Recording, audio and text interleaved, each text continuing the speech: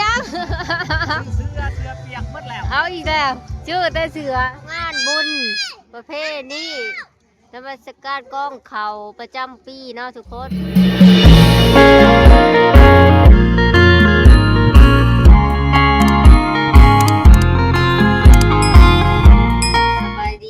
สบายดีพ่อแม่พี่น้องพวกพ่อกับเจ้าดาคือเก่าสองผู้ระดาชาวลาวนะมือนี้เจ้าดากะมือห้ากะแล้วงานเนาะทุกคนนี่เสียวดอกไม้เดี๋ยวไปส่งเพิ่นอีกกองบัตรเชิญที่เจ้าดาเศร้ามาในงานบ่เฮียงหนะทุกคนเนาะเจ้าดากะสิขับรถออกเอาไปส่งเพิ่นแล้วอยากแล้วงานเลยค่ะไปส่งเพิ่นแต่สิไปแป้งรถแป้งรากเลยนะทุกคนเนาะรถกะมือไปส่งจะบ้าวหันเขาไปก้อคันหัวแล้วทุกคนเดี๋ยวสิไปถามเพิ่นว่าสิแป้งได้บ่หรือบ่เนาะออกไปเลยทุกคนเลยมือนี่คึมๆเนาะทุกคนคือฝนสิตกนี่พอโธ่เพื่อเจ้าดาสิฮอดเมืองโค้งฝนสิตกห้ามบ่จักเลยเนาะคึมขนาดเลยเจ้าดาฮอดแล้วเนาะเจ้าดาจะเอาลงไปส่งกันทุกคน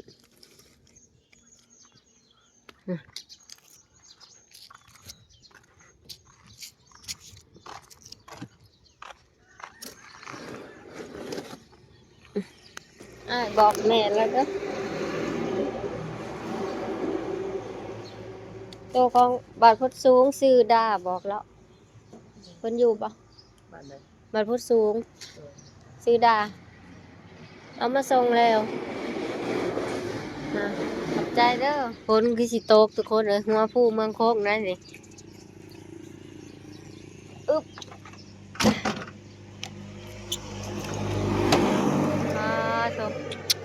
ที่โซดาส่งกล่องบัตรเชิญแล้วโซดากะสิออกไปแวะหันส่งแป้งรถก่อนเนาะทุกคนเนาะเพราะว่าแวะถามเพิ่นว่ารถเฮามันสิแป้งได้บ่เนาะเพราะว่าดากลับไปก้อคันหัวแหละเสือมันแตกนะทุกคนก่อนอื่นโซดาก็สิออกไปถามเพิ่นก่อนจังสิได้กลับเขาเมื่ออะไรสิไปแวะบุญบันดาลเนาะบ้านผ่านมองหั่นแหละทุกคนเลยไปจักสิไปหอดใช้มือนี่ฝนตกห้ามเลยพี่น้องเอ้ยขากลับเมื่อว่าสิเมื่อแวะบุญบันดาลสิเป็นจังไรดิเนาะทุกคนเลยฝนตกแห้งขนาดเลยนะพ่อฝนตกฝนแห้งหลายฝนตกแห้งอะไรทุกคนเอ้ยโอ้น้ำท่วมพ้นทางเขาบ้านเลยนะทุกคนเสาด้าเผาเขามาบ้านนะพ่วงฝนตกเพราะว่าคันถาฝนเศร้ายันรถมันติดต้มเลยมากบ่ได้นะทุกคนยันรถค่าเนาะยันรถค่ากี่ต้มโอ้ทุกนี่จะเป็นทางแดงนะทุกคนทางแวะเขาบ้านเสาด้านี่แล้วเสาด้าว่าสิไปบุญบ้านผ่านมองนี่เลิกบุท่านเด็กไปฝนตกห้ามก่อนนะโอ้ก่อนเพื่อนเรียบร้อยนะทุกคนเพราะว่าฝนมันตกแห้งสดาบุกะไปต่อเนาะเลยมาแวะเฮือนก่อนยานรถมันติดต้มติดขี่โค่นนะทุกคนเนาะมาพ้นเศร้าสดาจังเจียวออกไปบันดาลเนาะเพราะว่าบันดาลมีบุญเฮพระเวทนะทุกคนแต่ว่าฝนตกกระนำยังแห้งเลยนะทุกคนเมื่อนี้เนาะพ้นเศร้าสดาจังเจียวออกไปนะทุกคนตอนนี้ฝนมันตกแห้งอยู่ยังตกอยู่ได้ทุกคนฝนแบบนี้ตอนนี้ก็พ้นกับเศร้าโต๊กแล้วนะทุกคนพ้นเศร้าโต๊กเลยเรียบร้อยผ้าลูกผ้าเต่าผ้าล้านไปเล่นบุญนะทุกคน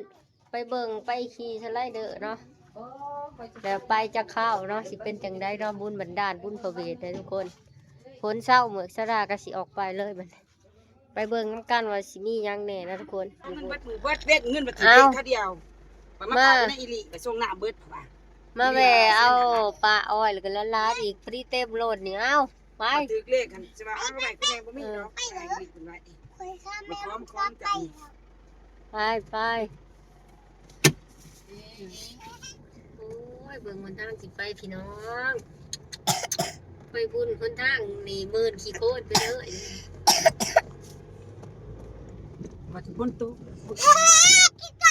ปากเด้อดิสิมื่นขี้ต้มเลยเนี่ย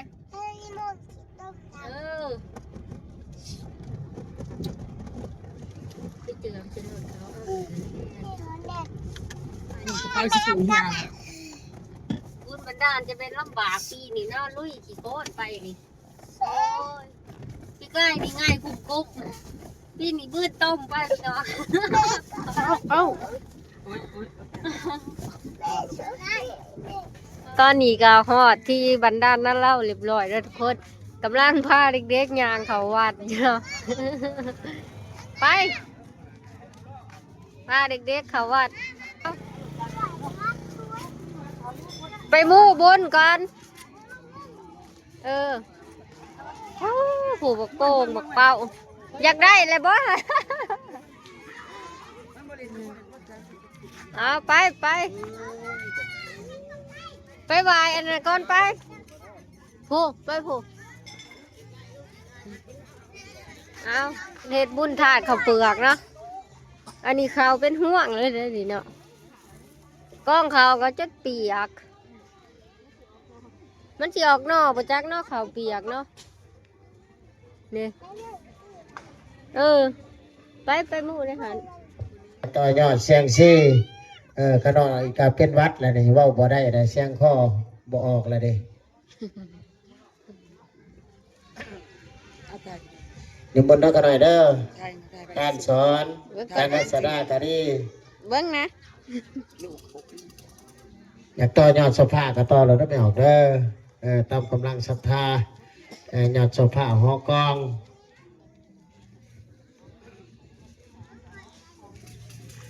กันที่ห้า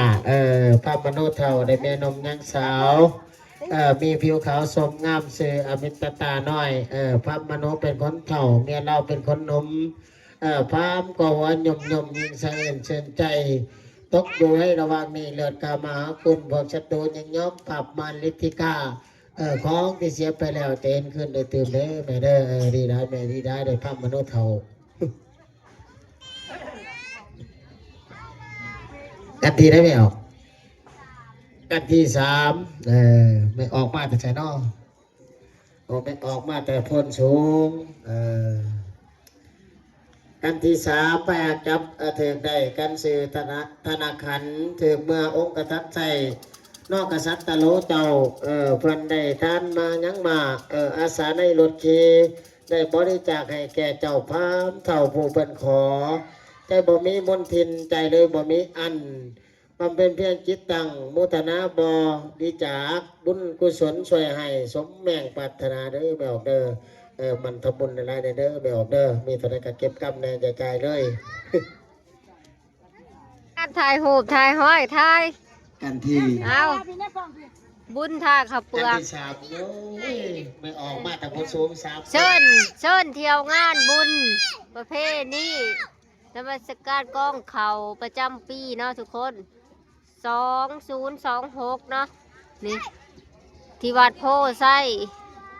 สีมงคลเนาะบันดาลหน้าเล่าเมืองละครเพลงแข็งสารวัตรทุกคนเชิญเด้อดีนี่มา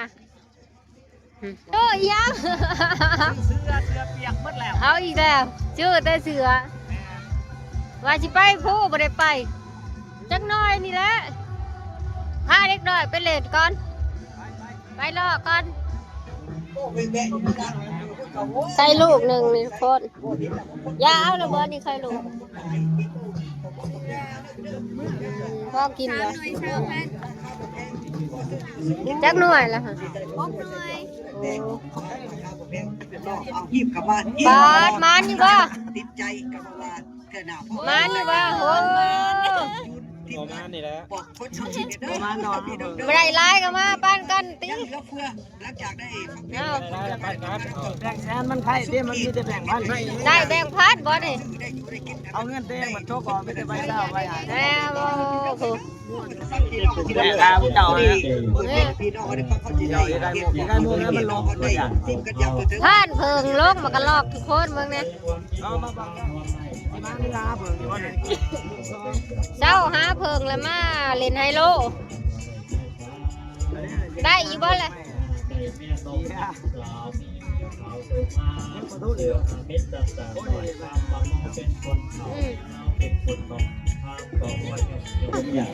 ลูกเต้าเด้าดากอยากได้ป้าแก้บอีกแล้ว เด้ของกีฬาก็มีนี่เด้เอาเขาได้แหละอันนี้ค่ะเจ้าก็ตัวเงินเล็กน้อยก็เป็นเนาะเจ้าก็ได้โอ้ยนี่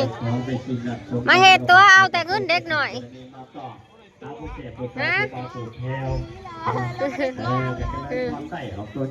ไปหล่อบุญกับบ่ฮอดใช้ดอกพ้นนี่มีแต่เด็กน้อยสออยากได้แต่ของเล่นอันละ100,000 200,000บ่มีเงินซื้อให้ปบมาก่อนนะบัดนี้สิได้ออกมื้ออะไรแหละทุกคนเอ้ยลูกก็เบิด200,000แล้วดินี่ใช้แล้วกระตุ้นเอาข้าวน้ำแล้ววะเท่าได้ก็สิออกมื้อก่อนทุกคนเอ้ยพาบุคคลออกมื้อบ่ไหวเบิดเงินหลายยังก็อยากได้ลูกก็ได้ไปเงินแล้วเรียบร้อยเอ้าได้ยังน้องไข่มุกในของเล่นขอบใจแม่แน่ทูจ้าแม่แน่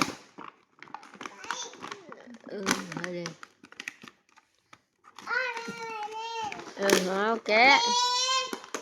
เอาได้ยังไปบุญได้บ่แนวกินแนวนี่บ่ฮะ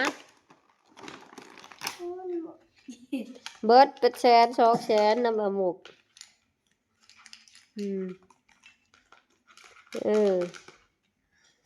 ใช้พาหมอเอาไม่ใช่ยาไม่ใช่ตาเลยนะ